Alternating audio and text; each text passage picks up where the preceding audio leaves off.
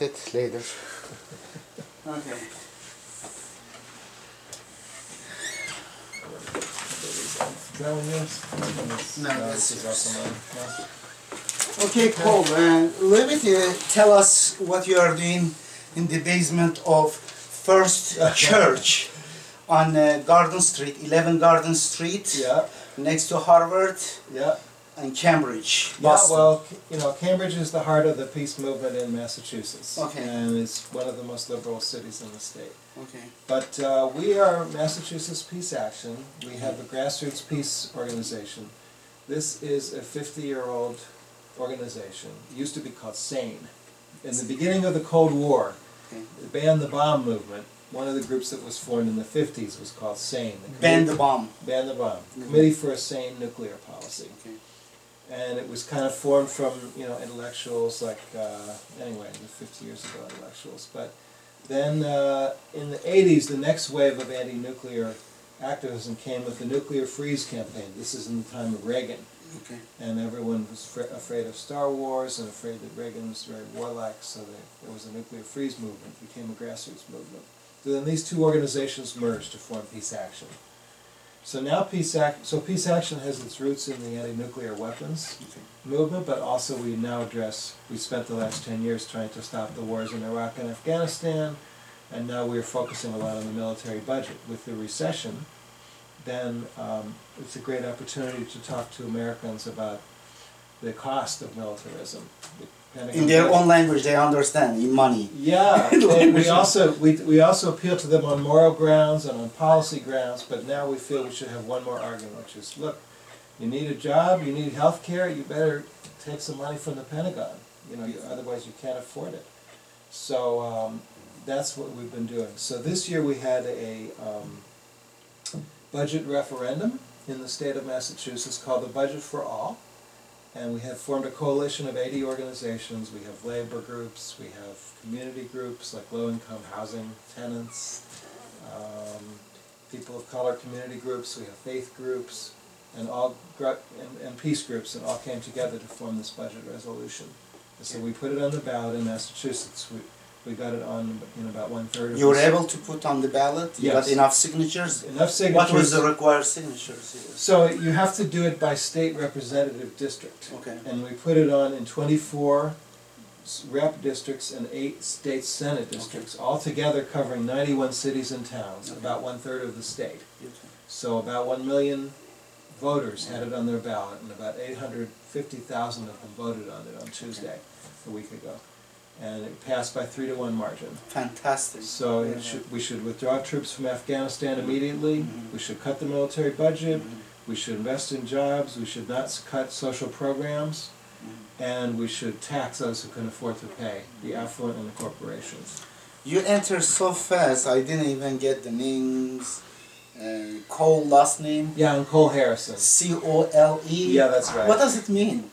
What does it mean? I don't know. I know.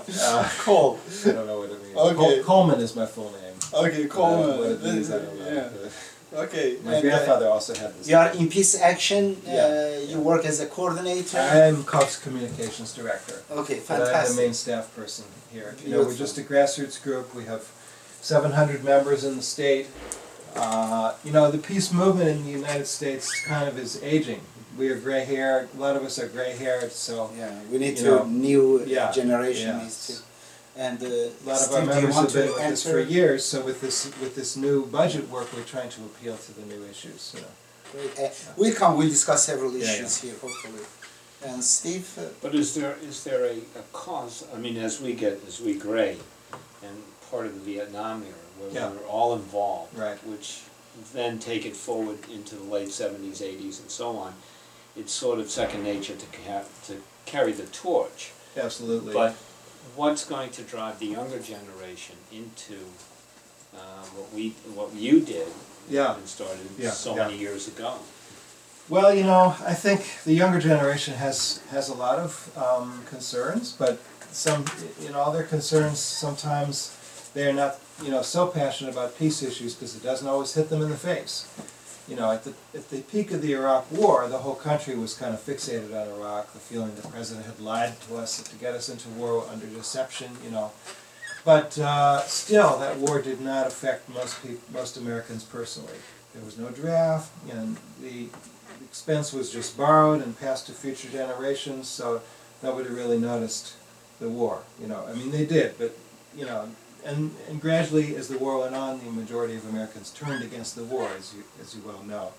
But it still didn't always rise to the very top of their list of concerns.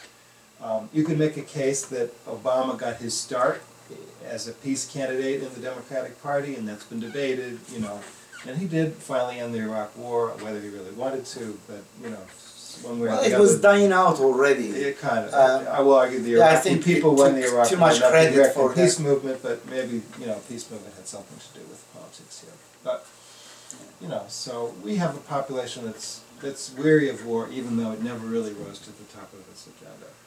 But, no, I think the radicalization that we really experienced in the 60s and 70s is not the same today. Right. But it's beginning to come back. As this crisis really takes hold, and as people see, it's been 5 years now since the economic crisis, and again, waves of college students are graduating. They have a lot of trouble getting jobs, and even middle class, forget about Black and Latino populations. Right. Then there is a lot of concern developing over the fate, the future of the country, the future of the world, with climate change and so many other crises, and the system doesn't seem to be responding effectively.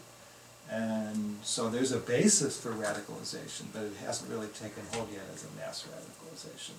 That's what I would say. Do we need, as a nation, to incorporate the youth like it was, for instance, the draft, or Vista, or the Peace Corps, service toward the nation in one form or another? So, like after the Second World War, all the way up through Vietnam, most of Vietnam anyway, everybody had an interest in the country, more or less, because they were active participants one way or another. I mean, I'm sure most didn't want to go into the Army on a draft, but they did for 2 years and they got out. Do we need something like that to feel that we have a concerted, that we're part of the system? Yeah, it is. As a society. It is irony, it is paradoxical that you are against wars, but you want draft. It seems kind of. But I was just exactly thinking about that. Huh? We don't want draft. We don't want draft. It is a medicine that is too worse than the disease. Worse than the disease. Yeah, you're right. It is really paradoxical. If they did a draft, perhaps it would be different, because right now the children of the poor people are basically sent to kill the children of other poor people, and when the children of poor people come here, they don't have much voice.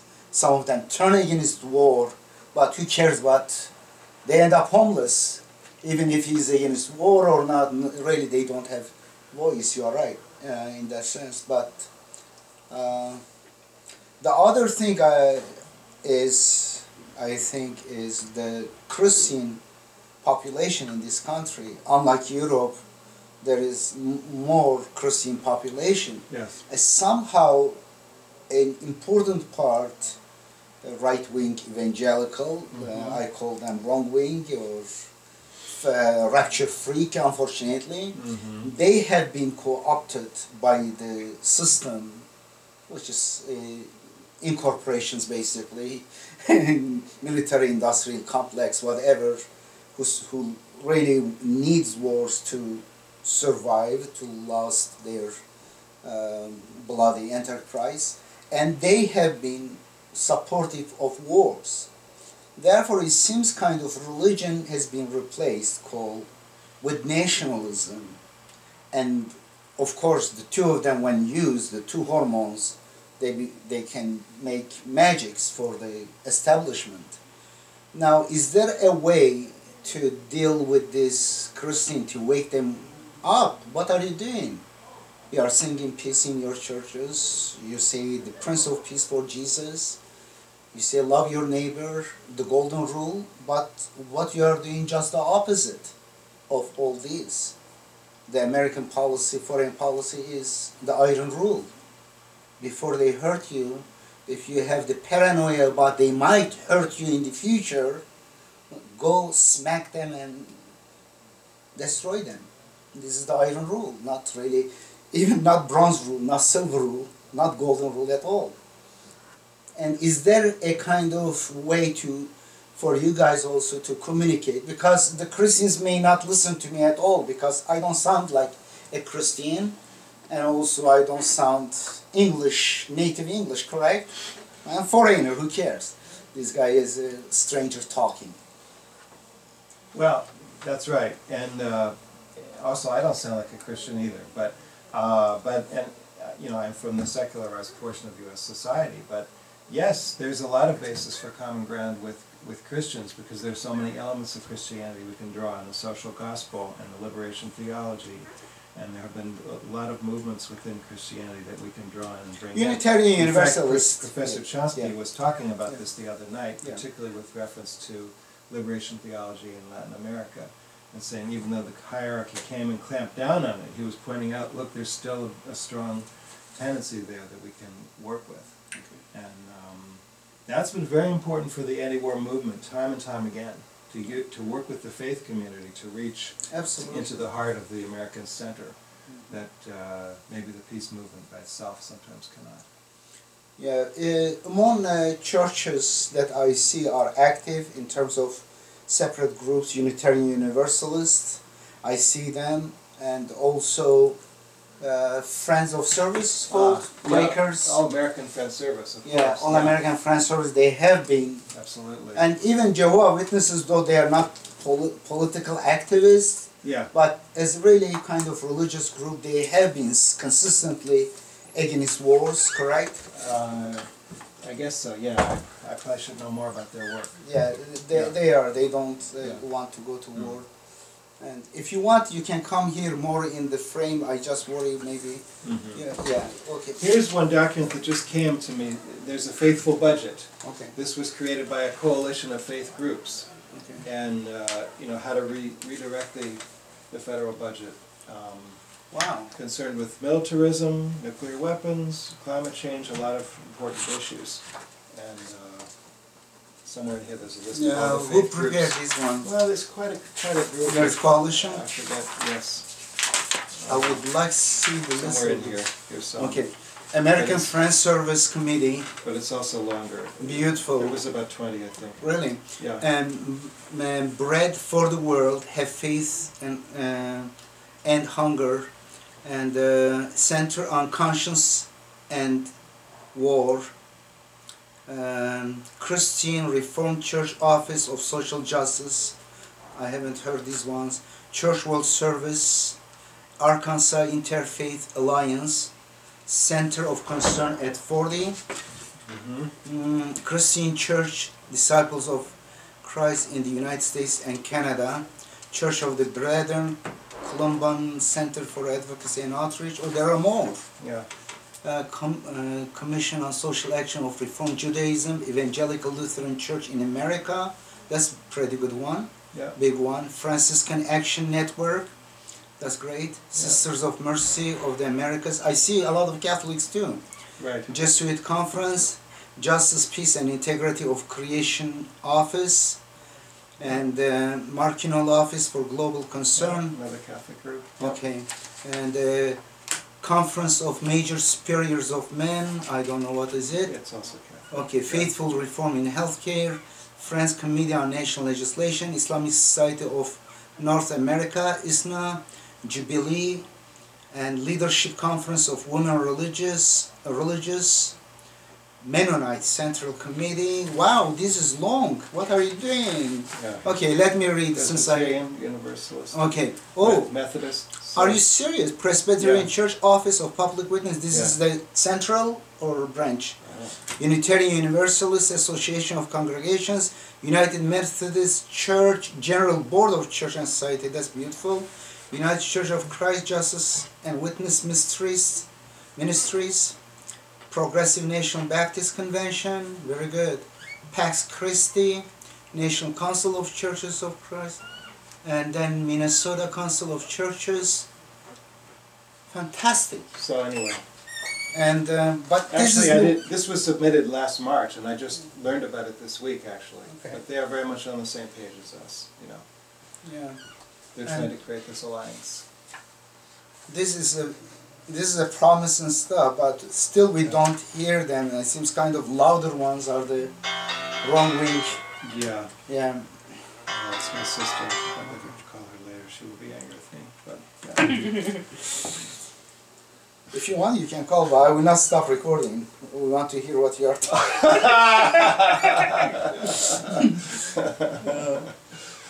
Okay, and very good. Do you have any kind of international groups that you are communicating with? Any?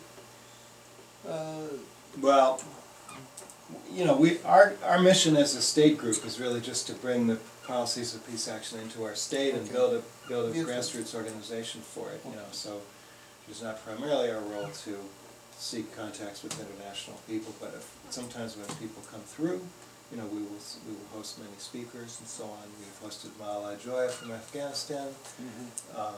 We have hosted, you know, a couple of guys from Britain, authors, in the past couple of years. Jonathan Steele, of The Guardian, he came through, and was this guy that spoke about Iraq. Someone, I forgot the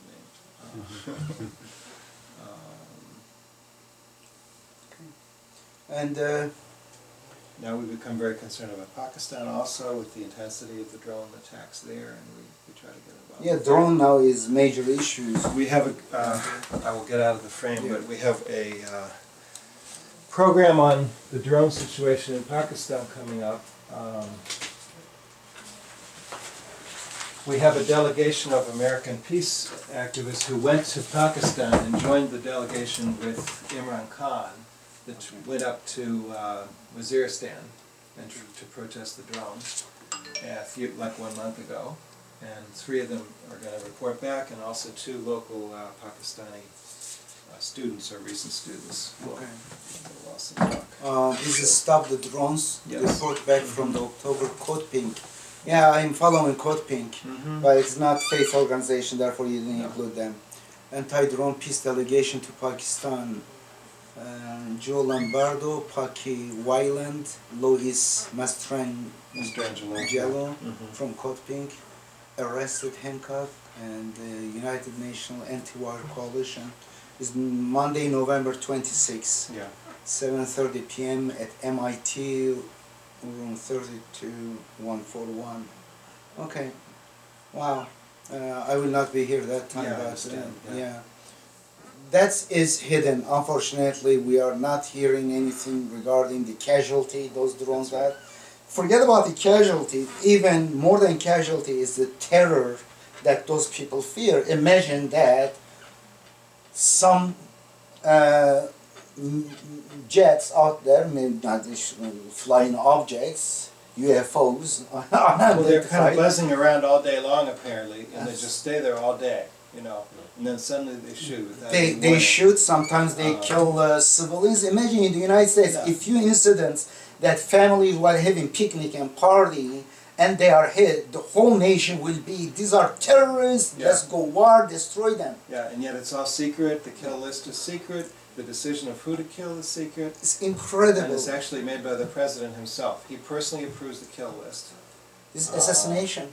And yet it's all, you know, they deny everything, you know, they don't really acknowledge what they're doing. There's no, the legal justification is very shaky, if there is any justification at all. And how do you square? Now they start to bring drones into the United States, and maybe they'll start shooting us soon. I don't know. It's always, I will not be giving surprised. so much military equipment to police departments. Our group was spied on by the Boston Police. This just came out. The American Civil Liberties Union and the National Lawyers Guild found out that the Boston Police were spying on the anti-war movement in Boston. And every time we have a demonstration or a meeting, they come and videotape it. And they have what they call a fusion center, which is jointly funded by the Homeland Security as well as the local state, and they share the information across all police departments in the country. And so this all came out, and they had a lawsuit to release the files, and they say, oh, sorry, it's a big mistake, but they didn't really offer. Did anybody who has been videotaped in that capacity, have they ever been put on a no-fly list? I don't think we know of such a case Okay. in our Boston case. Yeah. There have been, similar cases in different parts of the country. But some of them have been arrested, actually. There was one case, I think maybe a year and a half ago, when the FBI arrested about 20 anti-war activists from the Midwest, mostly from Chicago, Minneapolis. Those guys had ties into the Palestine solidarity work, and they were arrested, and I'm not even sure the status of their case. But that was a police informant. So they're infiltrating peaceful groups that are just trying to carry out a democratic process and question government policy. It's perfectly normal in a democratic society, not planning any illegal activities, and they're still harassing us. What else creative methods we need to really look for to kind of open people's mind? Not only that, there is also media, of course, the mass media is not much interested in this movement, but alternative media could be like Yes. Facebook and social media. Sure. That's one through that. Also, doing a few creative stuff. Codewink is good in that one. They did a Yep. few kind of like stunts Yeah. with bloody hands on the That's face. right. So was it Condoleezza Rice who is the? Oh, they have done it to a lot of people. Yeah, to a few people. That was very good to pull attention to those things. Therefore, I think since it is an asymmetric struggle, and they have the money, they have the media, they have everything they want to misinform people or not inform at all. And we need to kind of look for really creative ways how to make this message be heard. And the other thing, what I am surprised, this guy got Peace Prize before doing anything. It was like a bribe. I consider it as bribe. Here is for you. Please act a little bit peacefully, huh? Well, matter of opinion whether it did any good, but we're not very satisfied with the results. Yeah, I am kind of disappointed, especially about the Gitmo he gave promise he didn't close, No. and in Afghanistan he even increased the thing, and these drones continues. I don't think that much thing has changed in terms of politics. The same system is out there. The rhetoric is a little bit different, and the choice between Obama and Romney is kind of rhetoric, but will they really follow a different foreign policy? It's hard to say, maybe not. Maybe they will surround themselves with somewhat different people. Maybe the Obama people will be somewhat more attuned to the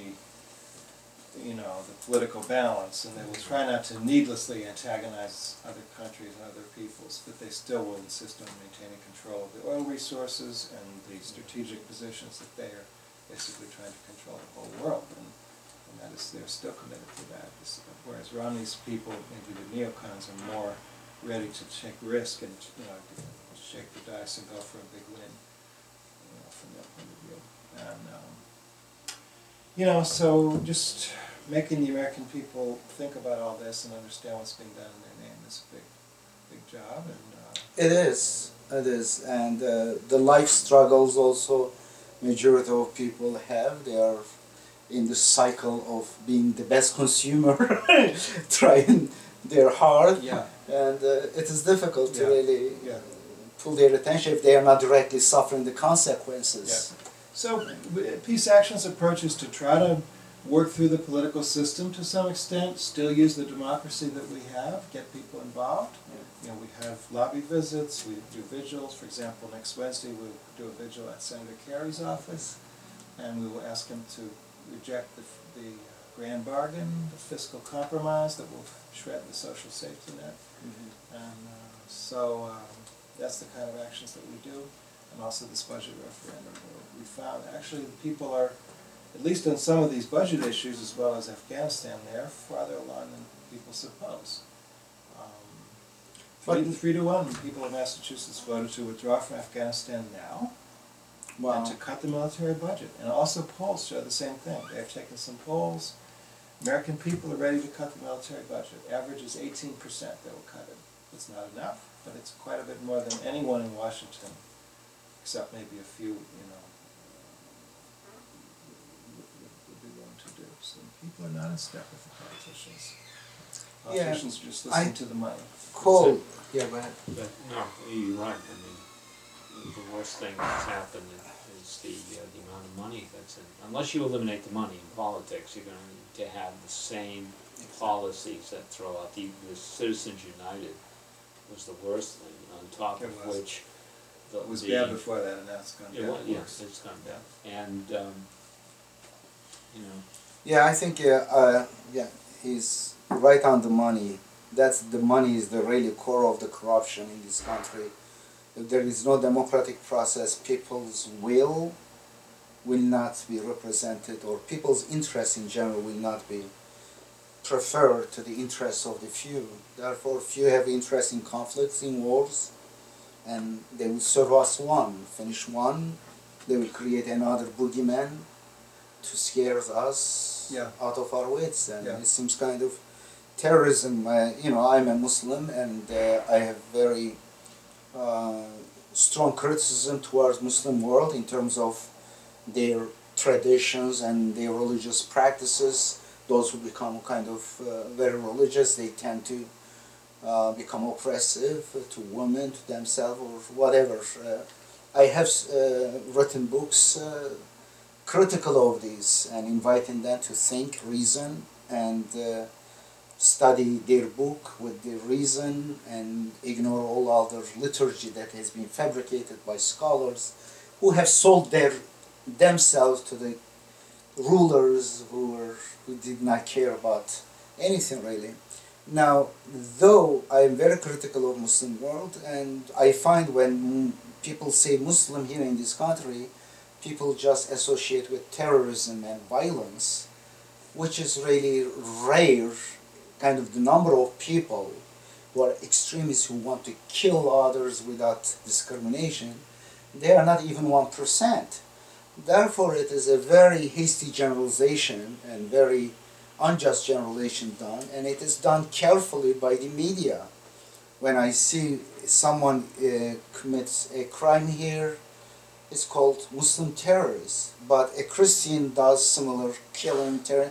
They don't say Christian terrorist. This guy who is in Oslo, he emphasizes Christianity in Norway, who mass murdered many teenagers. Do you remember? Of course I remember, but I didn't know that he was calling himself Christian. Oh yes, he was a Christian knight, and he was cross here. He was a very Christian and also anti-Islam and Islamophobe Christian, and he highlighted that thing, but we don't see in the media saying Christian terrorist. Goodness sake, what is terrorism? And the concept of even terrorism, when I ask my students define terrorism and then give a couple of examples for that, this is philosophy class. Imagine you expect them to be critical thinkers, and I emphasize in the beginning of the class, they come up with a lousy definition of terrorism, which they kind of keep saying that. And the examples they give, of course, number one is 9/11. Good, absolutely, is terrorism. But what about the second one, third one, at least come out of the box? They don't, I say in this century, give examples, that one. But none, almost none, maybe once out of 20, maybe as an anomaly, they don't list Hiroshima and Nagasaki. I do consider as the biggest terrorist act of this time. Why people with uniform, if they go destroy the whole city with children, women, men, innocent people, is considered is fine, it's justified. And the bombing of Iraq, don't you think those people were terrorized? Many of them were killed. And this is not terror. If we do it nice way, after that, if we especially survive to another bombing, another sortie, then it is okay. Therefore, it is very, see it outside as associated with Muslim, and which is, I think it is a very wrong way, though as I am saying, I'm critical of Muslim world in terms of theology, in terms of backward practices, but this is right now creating a kind of hatred and basically the picture of an angry Muslim, especially with beard and the angriest and ugliest face, taken and keep feeding to population. This needs to be done. Well, they did the same thing. I mean, they have to take the adjective out of the word terrorist. You don't need anything in front of it. Yeah.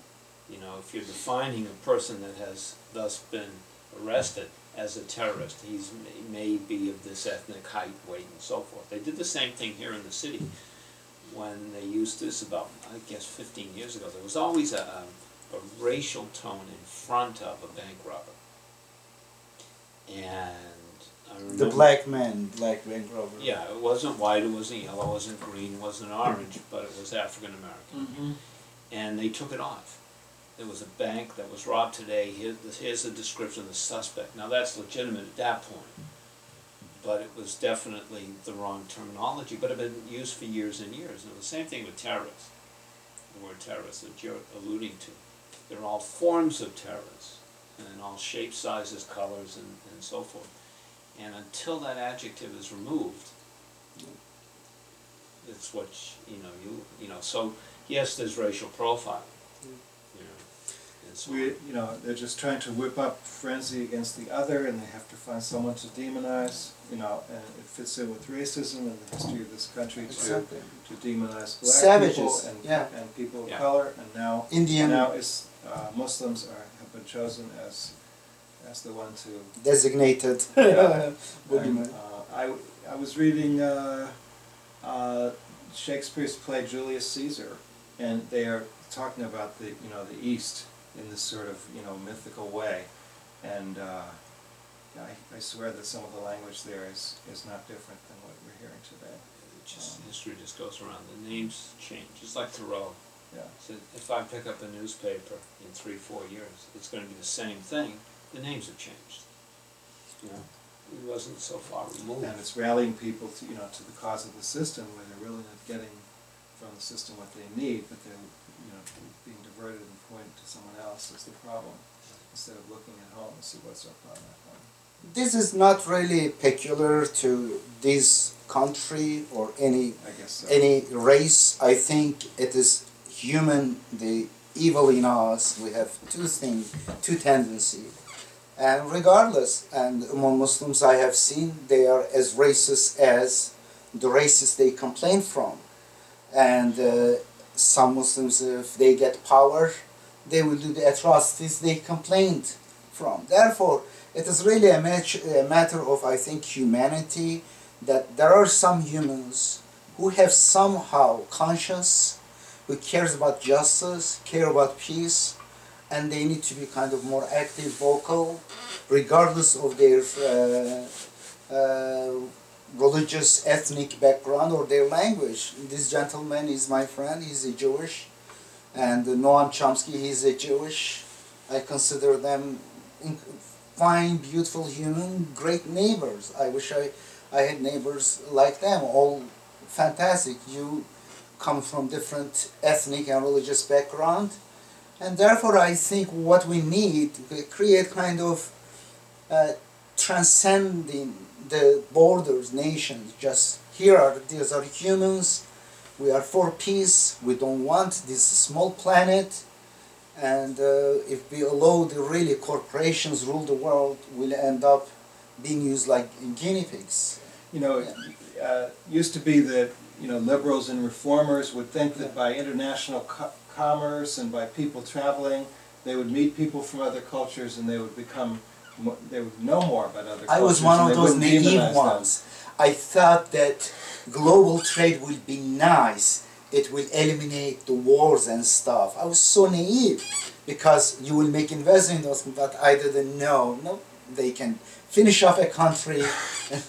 I still think there's something to it, actually, and that this is still our hope. And yet, we can also see it's not so simple that, immigrants come here and then it just becomes another excuse to whip up white racism against them. But that's hopefully going to dissipate. Hopefully. Numbers, and You know, it was, and I sort of, it's a sad chuckle, but all of a sudden, the number of Republicans are coming, we're going to pass strong immigration. Well, where have you been for 10 years? You know, even George Bush wanted an immigration program, Yeah. and they shut him down. Yeah. You know, and now all of a sudden, we can't win elections, unless, so we're Yeah. going to play nice now. Yeah. Like, yeah, this is our We'll see. football, and Yeah. we're playing by your rules, but it's our football. Mhm. I mean, it's sad that it comes to that, you know. But you know, events occur on the ground, and it's you know, the money. Follow the money, and you'll see the policy that's put forth. Yeah. And it's difficult to play against it. I don't know whether I told you this recently. It's not recent, almost a year. I was a jury member in a drug case. First time I became a jury member after 22 years being in this country. In fact, the the bailiff, who is also a legal assistant of the judge, he was my friend from law school. How in the world he ended up being a legal assistant for so long? Usually in 1 year they change, but he stuck with that judge. And he was surprised. He says, Edip, you are elected as a jury. Usually they don't elect lawyers, and you end up here. And then it was a drug case, and before that we were about 60 people maybe came there, and some had an excuses, initial kind of jury voir dire session, and eliminated. People left their jobs, the whole work, and that work day. And we came there, and then among these 50 end up with kind of 24, and then they each lawyer eliminated 6 of them, a little bit more than 6. We end up with about 9 jury members, and I was in that box. And here is the case. It tells us what's going on in this country. Incredible. And this guy, somehow they put good clothes on him, and he has been already in jail for a few months, and he's defended by public defender. This guy's picture, they showed us, of course, a very shabby picture of him during arrest. And this guy's whole crime is in a public park, after the doors are closed, public parks, I don't know, have doors, they close, and a police officer, while driving nearby, see a bike next to the restroom in the park, and then slows down and see a guy looking through the door and then getting away, and then goes, finds this guy in the bathroom, and on the floor finds 361 milligram something of crack, whatever he has, and a pipe that's not functional, and then arrests this guy for having milligram, is not even 1 gram. And this guy, we are discussing this, and so many people were summoned, and here are 9 people, plus defense, prosecutor, and then 2 days kind of the trial, and there is jury, I would say secretary there, reporter, judge, and the bailiff, and police officers, witnesses, expert witnesses, all these shenanigans, and so much money spent on this. I think it was more than 2 days. And then here it is in jury room, we are discussing whether this guy is guilty or not. And they picked me as a foreman because I talk too much. And then I asked them, I said, how many of you think that he's guilty? Out of 9 people, about 6, 7 raised hands that he's guilty. Few of them were guilty from two counts. And the others, they also believe he's guilty of the 2nd count, not the 1st count. But all unanimously in agreement that he was guilty, they need to find him guilty. And then we went to lunch. After the lunch we came. And then again, I started talking. I said, are we crazy out of our mind? What this guy did. When this guy was sick, we didn't take care of him. When this guy was hungry, we didn't care about him at all. When this guy needed some help, we didn't care at all when he was cold, when he was under the sun. But this guy, in the society that really kicked him out, did not consider him even worthy as like a dog and a cat, which is we have multi-billion-dollar industry for dogs and cats. And then he poisoned himself. What else he can do? He has nothing to lose.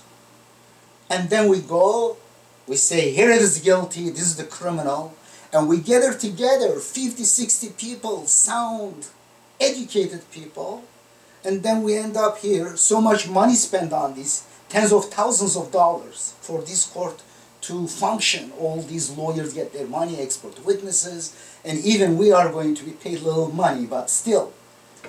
And we are going to find this guy guilty.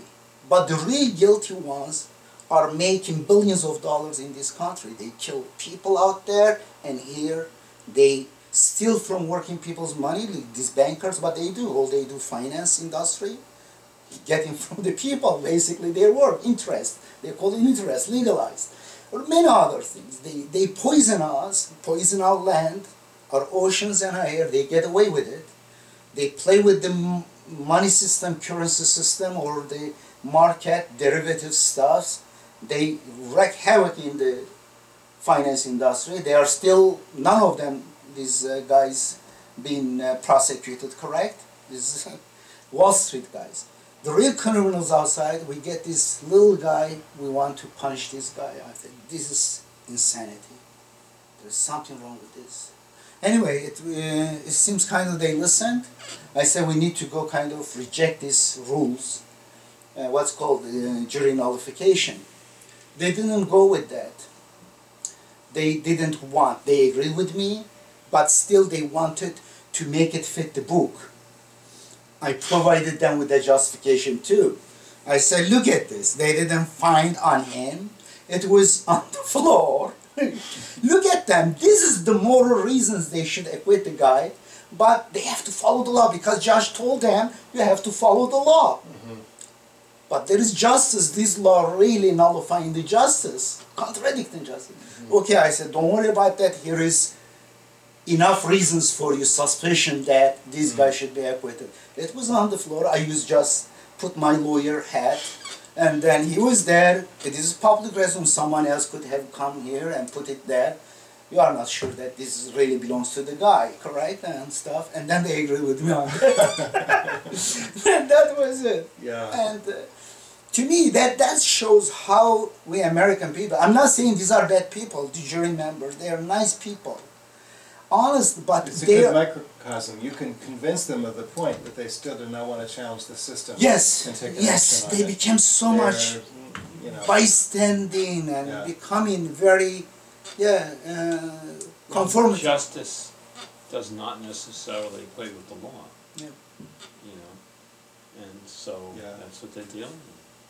Yeah, I was just watching a documentary the other night about what a large percentage of our prison population is nonviolent drug offenders, and it's incredible. It really makes no sense, Yeah. and it's almost all African American. Yeah. And it's political. Having a huge impact on African Well, it American happened. community. Started in the '80s with the 3 strikes and you're out. Yeah. And a person steals a piece of bread. It's the 3rd time. Boom, they're away forever. Yeah. I mean, listen, there's no justice in that. I mean, it makes no sense whatsoever. You know, and prisons they're just holding pens. Yep. You know, there's no rehab. There's no formal training in there. There's no. We keep you in here for X amount of years, or months, or years, and we don't train you to become a higher level in society, or educational level in society. We just put you back where we got you. The name is correctional. Yeah, well, it isn't. It's not correctional. And it's we've an had a oxymoron. big campaign in our state about CORE reform, criminal records. You know, after you come out, you're asked, have you ever been convicted of a felony or a crime? And so your record follows you, and you still can't get a job for the rest of your life. You are doomed to go back to prison. So community people have been struggling for reform to get that off of the applications. So they have made some changes to the rules. It's discriminatory. It's like age and gender and all of that, is it not? Yeah. I mean, a person has fulfilled their obligation to society. You know? Well, it doesn't allow them to really to get back to be rehabilitating, to be changing. It says you will not be able to change.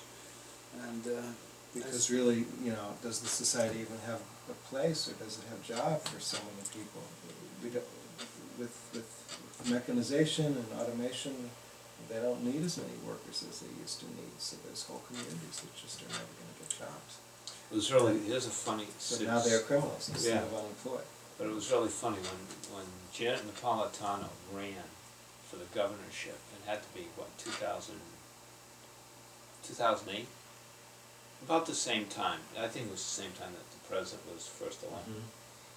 And they came out with sort of gimmicks, the Democratic Party in Arizona. And these were pocketbooks that were made out of license plates. Okay. And I remember my wife had one, but she was an elected official too, but she was... the picture of license plates, correct? No, it was a license plate. No way. Yes, it was. So, I don't know where they got them, they manufactured them, whatever the case was. Okay. And I remember we were at a store, and she bought something and opened the purse, and it could kill you because there were sharp edges and everything. But it was an Arizona number of license plates. And the gal behind the register said, "Oh, that's pretty neat. Were you in jail?" That's the only place you make them, is in jail. That was the thought process behind it. Yeah, that's the only thing we learned. We were there for 10 years. That was it. We have, I don't know whether, did you have a chance to go read the Peacemakers Constitution, the draft constitution we made it for these so-called Muslim countries.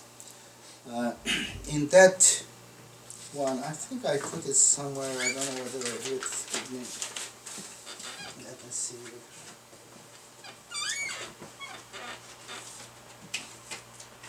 No. Okay. Well, in that one, we kind of suggested that the necessities of citizens, individuals, should be guaranteed by the society, by the government. And it is free market, but free market is not free. And this society, there will be individuals, some individuals will not be able to make it in that competition, or they will fall a little behind, either through physical or mental issues they have, or matter of luck, or certain things happens. And therefore, the society should guarantee means we share this food. No one should go hungry. Well, if there is food shortage, of course, that time there will be some people hungry if you cannot. But if there are storage of food, there are kind of resources to get food, but you are using those resources to get big Christmas tree or toys, of course there is a misallocation of resources. Or some people have threw cakes on each other's face. Says this is waste of the food resources. If there is enough kind of resources, the food, shelter, and primary health care, and perhaps education. These are the four things for a moral society, nation. It is a must to have it as a guaranteed for every citizen. We share these things. The counter-argument is, well, people will get lazy and no one will work. I don't buy that. I think it is the biggest lie. One of the biggest lies is that if it is limited this one, we see people, they get this one, they still work hard to get even better. And even some get mansions, they want to get an island. They got Mercedes, they want to get helicopter, correct? Yeah. There are a lot of people who drive, they will work beyond that basic necessities. I think it is the biggest mythology is created. I don't think many people are evil. They will say, okay, I'm going to take advantage of it. If society shows this compassion to their individuals, I think the individuals will also respond in a positive, righteous way. Like Wikipedia to me is a great example code. in the past they said, no, no one will donate their time, put some work there. Yeah. This is work Yeah. basically volunteer work. Yeah. And therefore, I think this should be also our cause. Yeah, I think United States Constitution misses a very major issue in terms of social justice, and it is freedom stuff, but really doesn't even protect society from money. There is no such a amendment or any article considering corporations as another power that needs to be balanced. Of course, yes. And yeah, that's, I think, major issue. And media, of course, is an extension of the corporations. I understand your work on this Constitution. Yeah. My suggestion is to pose it, and not as a ideal vision, but as a response to the concrete problems of a given society. And it will be more politically topical that way, Yes. and it will be more injected into the political debate that way. I will share with you, and I will send to you too. And I wish that we know about this initiative, that I am co-founder of Muslim for Peace, Justice and Progress. Yeah. We do some work in other countries, but here also we have some right now activities. Hopefully we'll be much more active. Yeah. Yeah. But fundamentally, what in terms of strategy, what I would like to see is a more mainstream reflection of a progressive coalition. It's not going to be a perfect society, but it's going to be a concrete response to the practical struggles. Right now, for example, in Washington, we have Congressional Progressive Caucus. It's actually the biggest caucus in Congress, with something like 75 members. But they are not as effective as the Tea Party. They're not. They're not cohesive. They don't always follow this policy, and they wander around. But at least they do some work as a group. They have put an alternate budget, and so this is actually where we got this thing, a budget for all. They put a budget last year, and they put one every year, and with a whole series of changes to the budget. So I would like the progressive groups, the peace groups, labor, faith, and so on, community groups, to get more engaged in the political process and to understand what's going on with that and have more connection. Is there any leader in this caucus? Kucinich, I think he was the one spokesperson of this caucus. Not really. He was maybe even more to the left of the caucus. But right now it's Raul Grijalva from and also Keith Ellison of Minnesota. He's the Muslim, only Muslim congressman. Really? He's also progressive? Yes. He's co-chair of this progressive caucus, yes. I didn't know. Then we have a lot of commonality. Actually, never saw him, only on TV, that's, I'm glad to hear that. And also Honda from California is one of the leaders also. Okay, Keith Ellison. Yeah. I will meet him too. That's great. But Grijalva is in my zone. Yeah, I met him once, but I didn't really much know part about of the him. state he's from. I know he's from Arizona. Yeah, from Tucson, from Saint City. I'm glad that he's involved in national. Maybe not. Maybe these guys are not super charismatic or super idealist, but they're waging a practical struggle. Fantastic. And makes a big difference if they can get some support. So. By the way, was Kucinich elected? I didn't check. No. Gosh. He lost his primary. They redistricted him and they put him against another Democrat. Oh, I remember. It was another Democrat. Now Barbara Lee of California is probably the most progressive of all, and so we will count on her for leadership. In our state, we are also we have some progressive congressmen. We are losing Barney Frank. He's retiring. He's not progressive on all issues, but on several key issues he's progressive. But Jim McGovern of Worcester, he is probably our leader, especially on peace issues. He's been putting a resolution to pull out of Afghanistan year after year, and almost passed last year. So he's sticking to that. Okay. May I stop that one? I would like off the camera talk with you a few minutes. Stop it,